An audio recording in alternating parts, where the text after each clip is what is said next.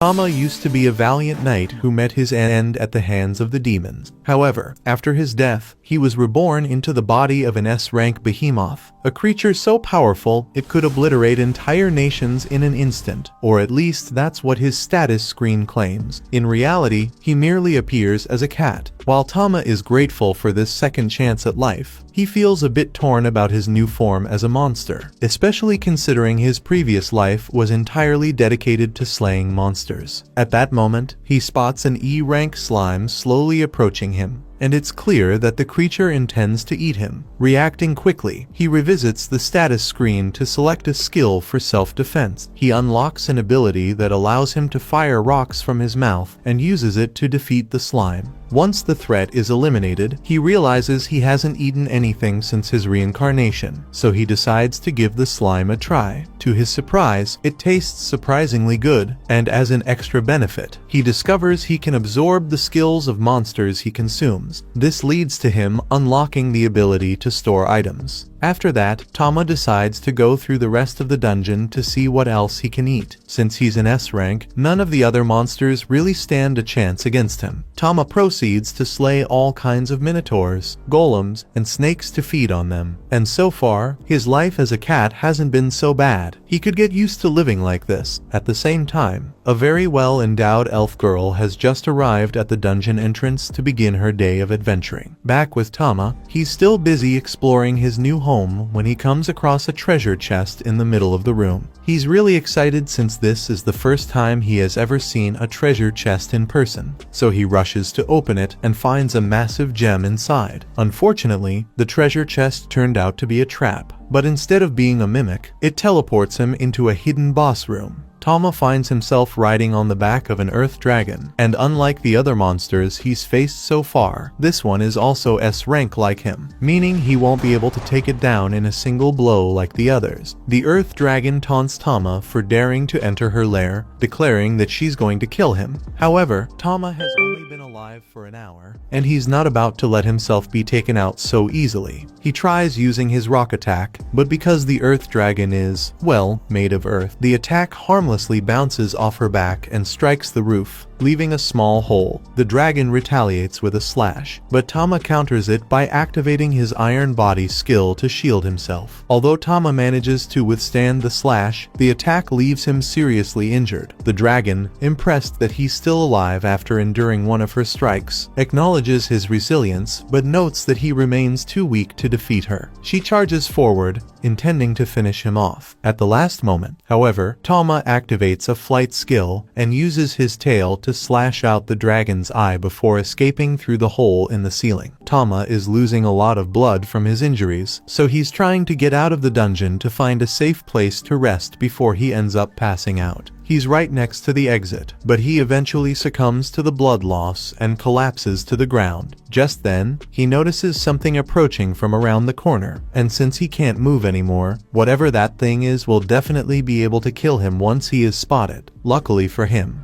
it was the elf girl who came around the corner. As soon as she saw the near lifeless body of a cat, she rushed over to help him. Tama wakes up a few hours later to find himself lying in bed with his wounds carefully bandaged. Feeling disoriented, he wonders where he might be, but his confusion is interrupted when an elf girl enters the room holding a bowl of milk for him. He recalls catching a glimpse of her just before passing out and can't help but marvel at her beauty. The elf girl is visibly relieved to see Tama awake, noting that his injuries were quite severe. She admits she has no idea how a little kitten like him could have ended up in the middle of a dungeon. Tama quickly realizes that she believes he's just an ordinary cat rather than the powerful behemoth he truly is. Since he can't speak, there's no way to explain the truth. But even if he could, why would he ruin the arrangement when it means getting to sleep on her chest every night? Over the next few weeks, the elf girl continues to take care of Tama until he has fully recovered from his wounds. One day, Arya heads out as usual, and while she's gone, Tama thinks about how grateful he is for what she has done for him. She not only nursed him back to health, but she also gave him food to eat and let him sleep in her bed. In order to pay her back for her kindness, Tama swears that no matter what happens, he's going to make sure he protects that girl with his life. To ensure her safety, Tama decides to follow Arya into the dungeon so he can keep an eye on her. He sneaks onto the boat before it leaves. Once they get to the dungeon,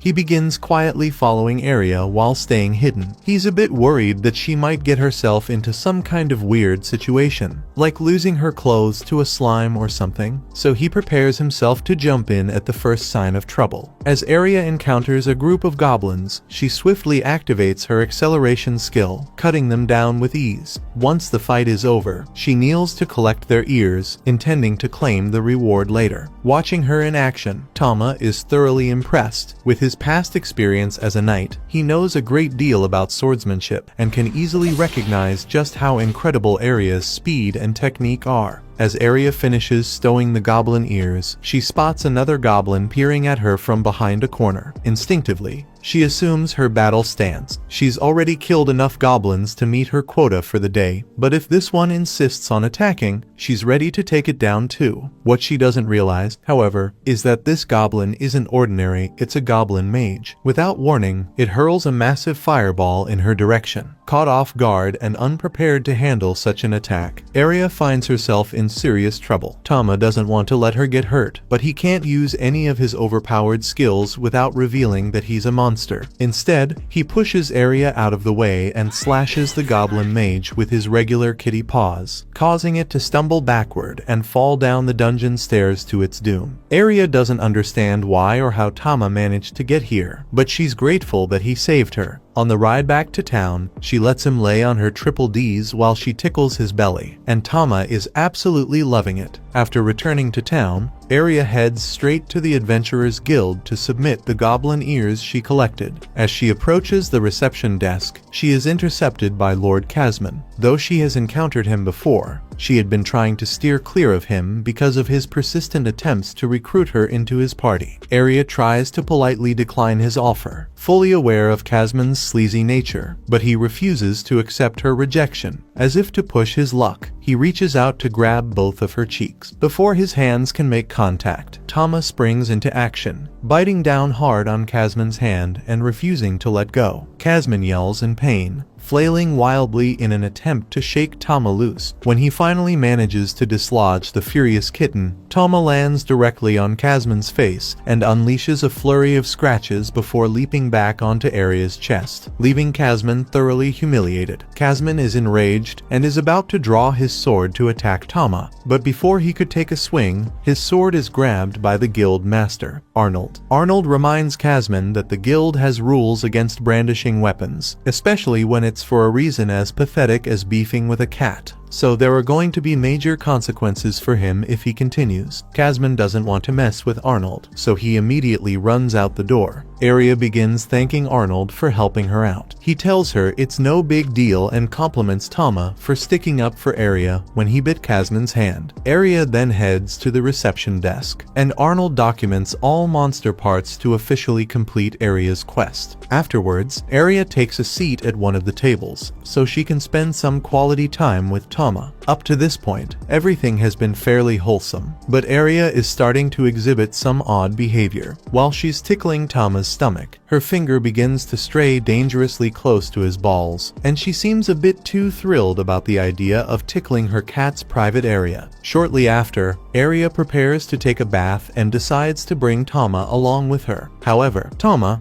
being a former knight with his honor to uphold, refuses to engage in something as improper as joining her in the women's bath. Despite his protests, Tama ultimately finds himself in the bath with Arya. While they're there, Arya starts talking about her aspiration to become stronger. She shares how, years ago, demons nearly wiped out her village, but the sword Saint Alicia arrived just in time, defeating the demons and saving everyone. Since then, Arya has been determined to grow strong like Alicia. The next day, Arya is heading to the guild with Tama again, and Tama can tell that she's well liked by everyone in town since they are all so nice to her. She makes it to the guild and greets Arnold at the reception desk, but Arnold tells her that today isn't a good day to be here, so she should get out of here quickly. Unfortunately, before Arya could follow Arnold's advice, Casman shows up and proudly announces that after he got injured by her cat, cat, he went and tattled to the Baron. As a result, he was given a special order saying that Aria's pet cat is to be put down. Aria is in utter disbelief at what she's hearing. Although she hasn't had Tama for very long, he's incredibly precious to her, and the thought of him being killed is unbearable. She drops to her knees, pleading with Kazman to show mercy. Sensing her desperation, Kazman decides to exploit the situation to his advantage. He suggests they have a duel. If Aria wins, Tama's life will be spared, but if Kazman wins, she must agree to become his wife. The deal is blatantly unfair, especially since Kazman holds a higher rank than Aria. But with Tama's life on the line, Aria has no choice but to accept the terms. The duel begins, and Kazman kicks her in the side. After she stumbles, he compliments Aria on her speed, but says that it won't be enough for her to beat him.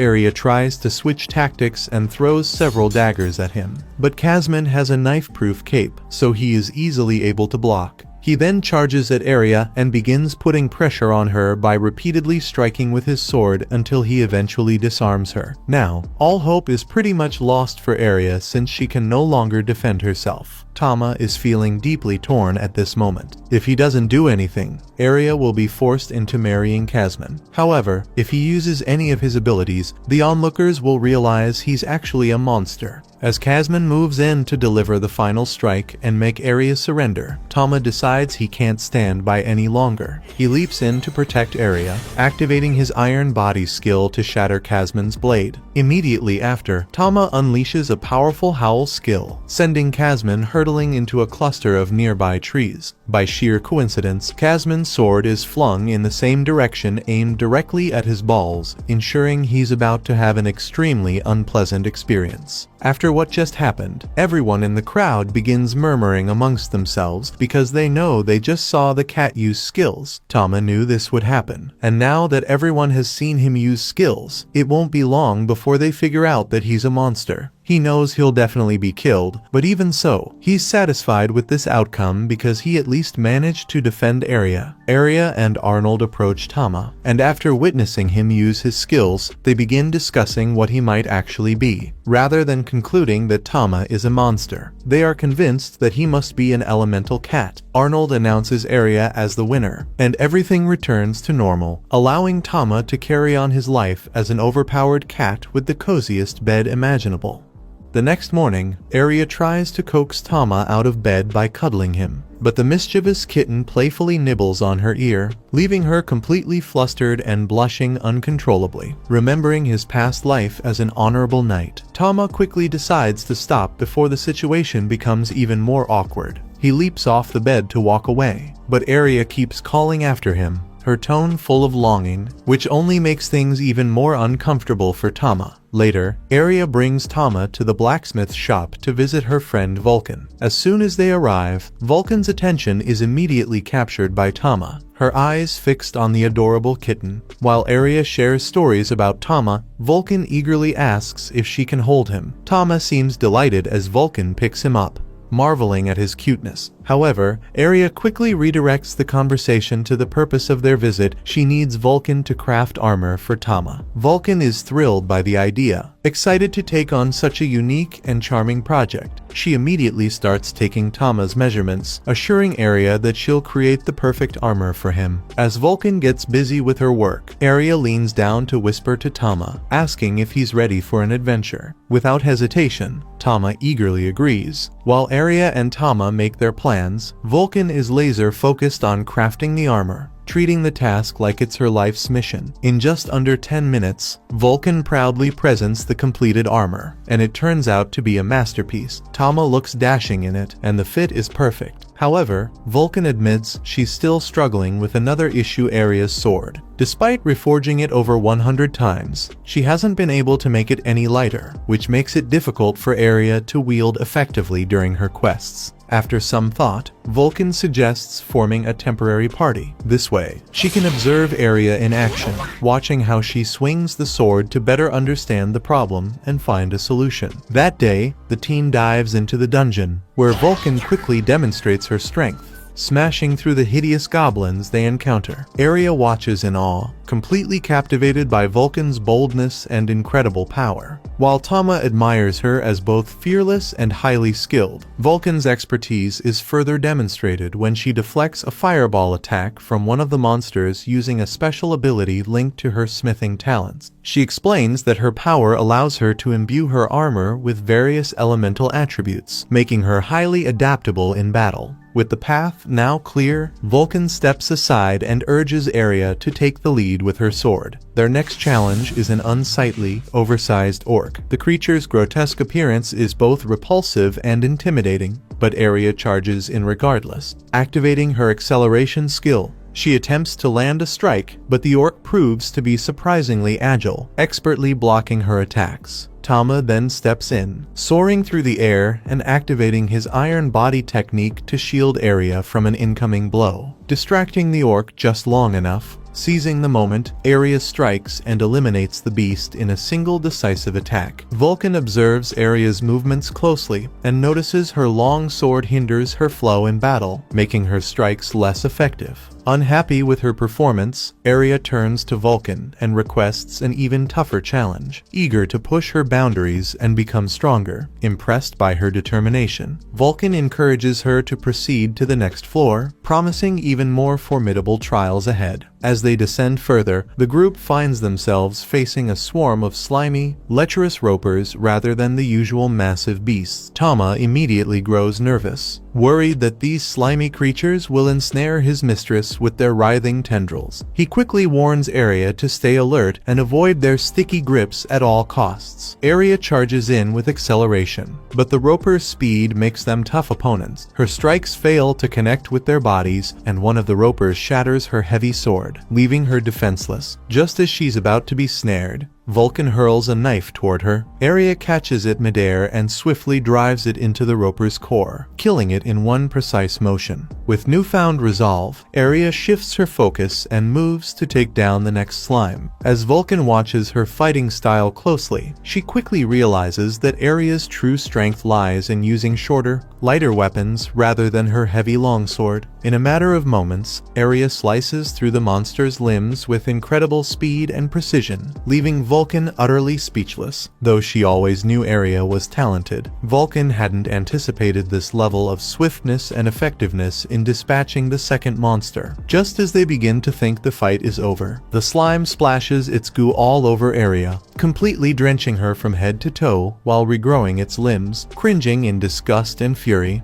Arya growls that only Tama is allowed to do something like that to her. Fueled by her outrage, she obliterates the creature in a single devastating move. This time, she cuts it into so many pieces that there's no chance of it regenerating. Vulcan and Tama rush to congratulate her on her incredible display of skill. While Vulcan moves closer to offer praise, Tama, being the cheeky little kitten he is, stops halfway to steal a bit of juice from the dead monster to absorb its skill for his own use. Still fuming, Arya unleashes her frustration on the remnants of the roper that dared to drench her in its disgusting goo. She furiously stabs its already destroyed body over and over, muttering vengeful thoughts under her breath, while Tama watches in silent bewilderment, wondering if she might be taking things a bit too far. After her rampage, Arya opens up to Vulcan and shares the story behind her choice to wield longswords. She recounts meeting the Sword Saint during her childhood, a figure who became her idol and inspired her to take up the weapon. Even though the longsword doesn't naturally suit her fighting style, Arya devoted years to mastering it in an effort to follow in her hero's footsteps. However, with her recent realization that daggers complement her skills far better, she has decided to embrace this newfound strength.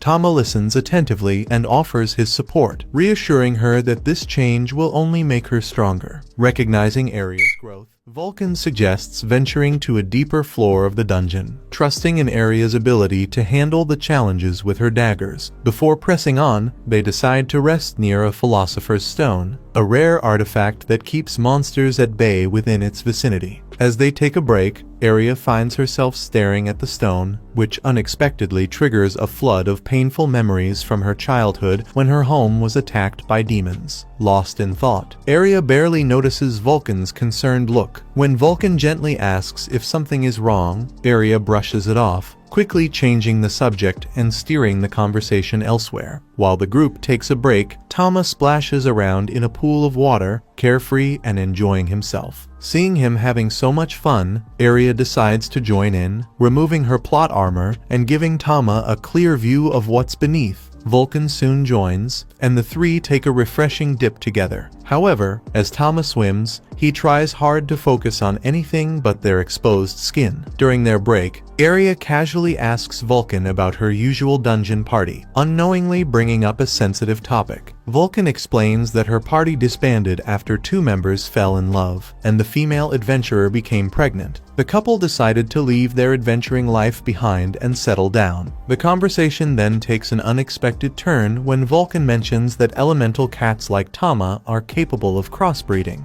speculating about what might happen if Tama grows larger and enters a serious heat season. As their break ends, the group heads to the next dungeon floor, where they encounter a fierce minotaur. Unlike the goblins and ropers from earlier, this creature is a formidable opponent. Area approaches carefully, accelerating toward the beast and executing her whirlwind slash technique. However, her attack barely scratches the minotaur's thick hide, leaving her shaken. Vulcan steps in, offering encouragement and helping Area regain her composure. Motivated by Vulcan's encouragement, Area regains her focus and unleashes a series of faster, more aggressive attacks. Overwhelmed by her speed, the Minotaur begins swinging its massive weapon recklessly. One of its wild swings hits the ceiling, causing chunks of debris to fall dangerously close to Vulcan. Acting swiftly, Tama uses his howling skill to deflect the falling rubble, saving Vulcan just in time. Inspired by Tama's quick thinking and courage, Area spots an opening and delivers a devastating strike straight to the Minotaur's chest, taking the beast down once and for all. As Tama cheers for Area's hard-earned victory, Vulcan stands in awe, marveling at the little cat's strength and courage. Her thoughts wander as she can't help but think that Tama is a really powerful alpha male. Back at the Adventurers Guild, Area, Vulcan, and Tama turn in the loot they gathered during their dungeon raid. They then approach Arnold, who inspects the deep cut marks on the Minotaur remains and asks who was responsible for dealing such impressive damage. With a proud smile, Vulcan explains that the marks were the result of Area's newly refined skills. Arnold, remembering how much weaker Area had been when she first arrived in town, praises her for her remarkable growth and dedication. Blushing at the compliment,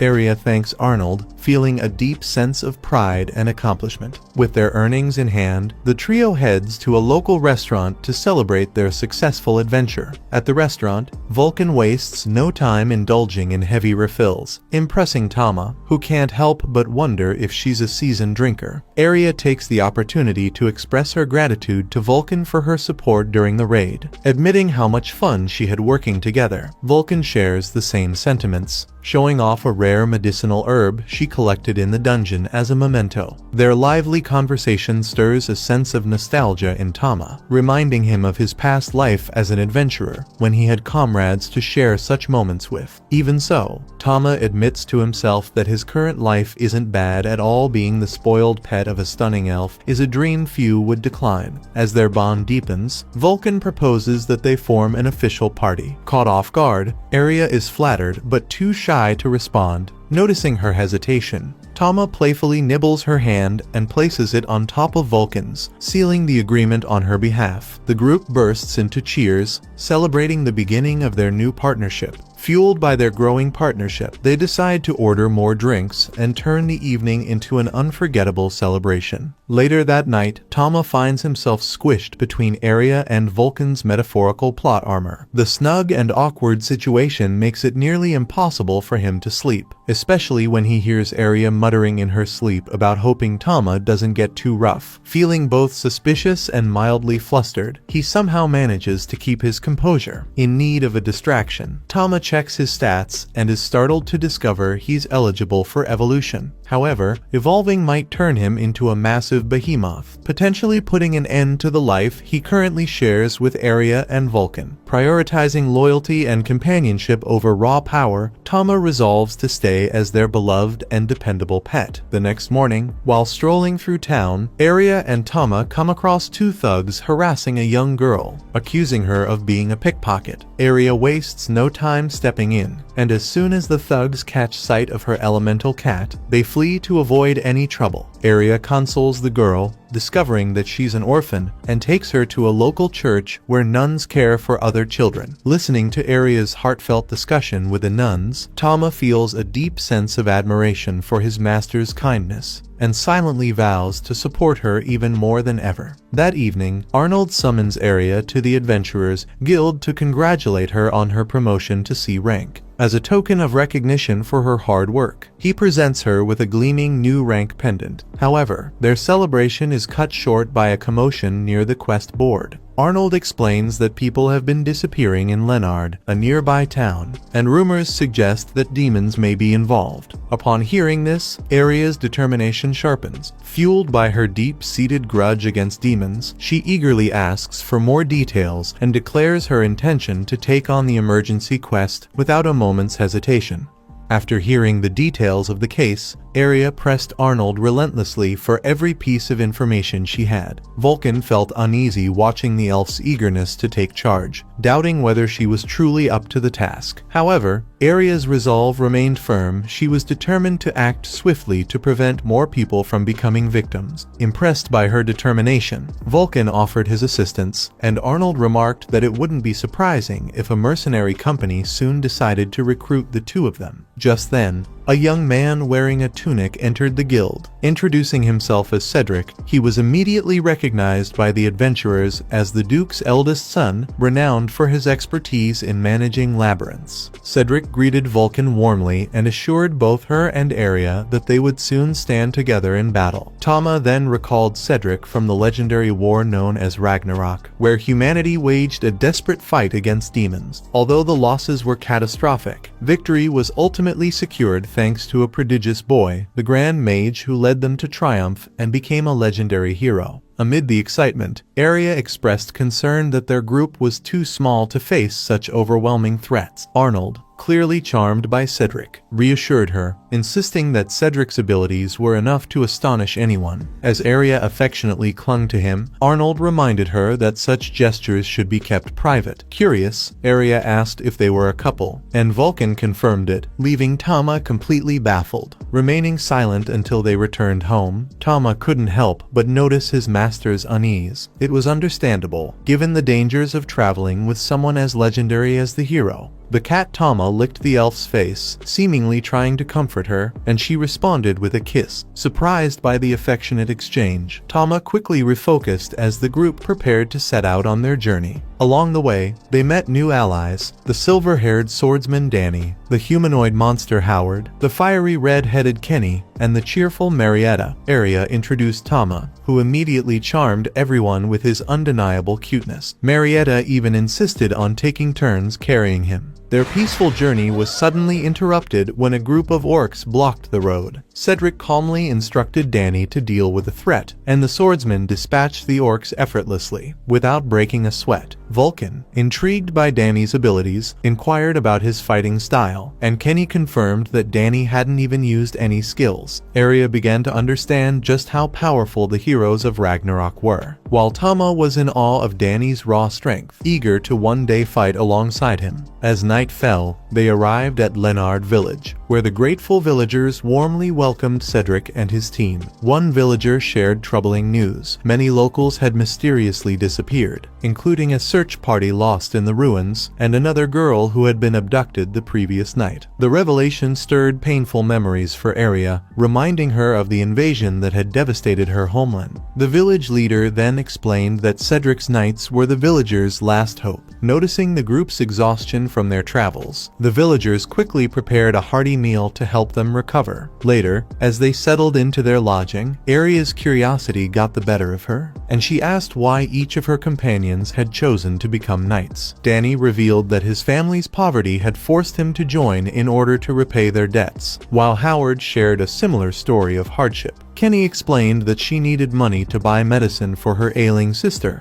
and Marietta said she sought freedom for her father, who had been enslaved. Listening to these heartfelt stories, Tama couldn't help but sense the sorrow hidden behind their motivations. Even Arya began to regret asking the question, feeling the weight of their struggles. The knight, however, felt no shame in their choices. They had faced their struggles, paid their dues, and were now forging their own paths. Cedric's reason for joining, though, was entirely different. He admitted he had no interest in love or family obligations. As the Duke's son, he joined the order not out of duty, but because he lacked a greater purpose and found enjoyment in slaying monsters. While his blunt honesty didn't sit well with everyone, no one voiced any objections. After dinner, it was time for everyone to bathe. While the girls enjoyed a relaxing soak, the boys, driven by youthful mischief, attempted to sneak a peek. Tama, ever watchful, caught them in the act. With a booming shout, he sent Danny and Howard scrambling back to their quarters. Thoroughly embarrassed, Cedric observed their hurried retreat with mild amusement, quietly pondering their excitement for the journey,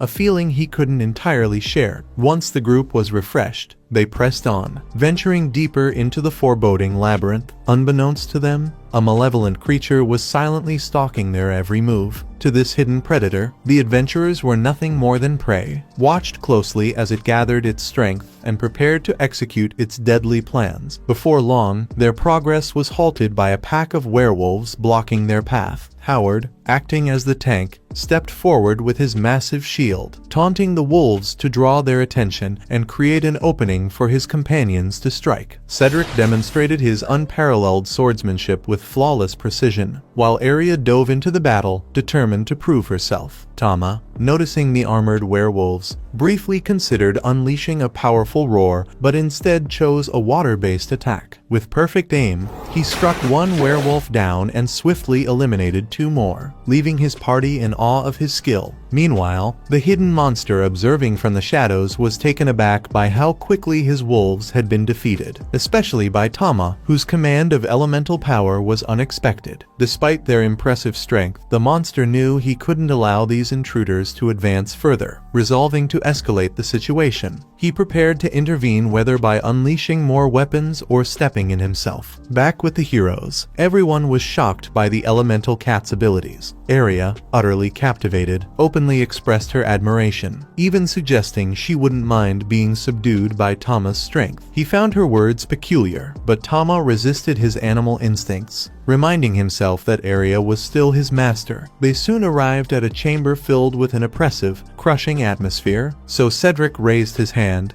halting the group. Then, from the shadows, emerged Beryl Astaroth, the labyrinth's master. He declared that their journey would end here, revealing himself as a surviving demon seeking vengeance for his fallen king. Danny immediately accused Beryl of targeting Leonard Village out of revenge, but the demon dismissed the claim with a sinister grin, explaining that the town was merely the beginning of a much larger scheme. Without hesitation, he summoned a group of trolls to attack. Realizing the threat, Cedric quickly ordered the team to split up.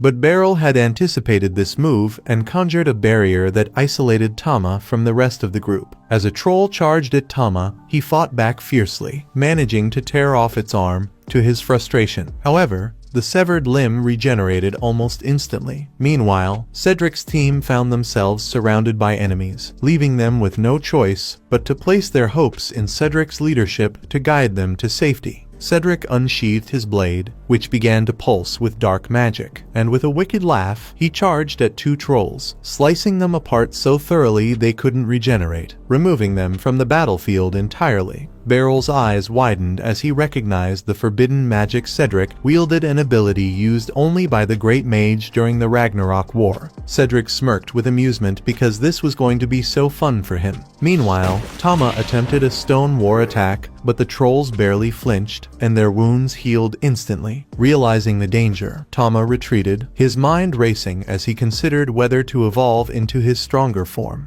However, evolving would mean breaking his bond with Arya, a sacrifice Tama refused to make. Resolute in his choice to stay by her side, he unleashed Flame Roar, scorching the trolls and preventing their wounds from regenerating. His daring tactic succeeded, and the trolls collapsed in defeat. Enraged by the relentless attack, Beryl prepared for the next confrontation. Vulcan charged forward with his massive hammer, swinging it powerfully, but Beryl skillfully dodged and deflected Aria's knife strike with his dagger. Smirking, Beryl mocked the hammer's slow and predictable movements. However, he was caught off guard when Vulcan suddenly kicked up a cloud of dust, temporarily blinding him. Seizing the opportunity, Aria darted forward and drove her blade into Beryl's chest. At first, he dismissed the wound as trivial, but then light radiated from the elf's enchanted dagger, amplifying the damage and forcing him to his knees. Snarling in pain, Beryl struck back with his dagger, delivering a vicious wound to Aria far more than a simple cut. The group rushed to her side, panic setting in as Tama feared the weapon might be poisoned. Meanwhile, Beryl, still alive, smirked darkly and declared that humanity would crumble when true power returned. Then, with those ominous words, his body began to petrify, turning to stone before crumbling into dust. Meanwhile, the poison rapidly spread through Aria's arm. Cedric examined the wound with a grim expression, identifying it as dragon venom, a lethal toxin. Howard pressed her arm against his enchanted shield, hoping to slow the poison's progress, while the group hurried back to Leonard Village. Upon their arrival, the village doctor confirmed their fears. Dragon venom was invariably fatal within a day and a half, and survival was impossible without the eye of an earth dragon. Desperate to save Aria, the group debated the idea of hunting the beast, but Cedric adamantly objected, insisting there wasn't enough time. As Aria's pain grew unbearable, Tama, consumed by guilt and despair, leapt out the window and took off. Memories of Aria saving his life overwhelmed Tama, and he made a solemn vow to repay her kindness, no matter the cost. Determined, he raced to the ruins where he had been reborn as an elemental cat, ready to confront the Earth Dragon, the same beast he had fought before and barely escaped. The dragon, surprised to see Tama return, sneered and taunted him for fleeing during their last encounter. But this time, Tama didn't falter.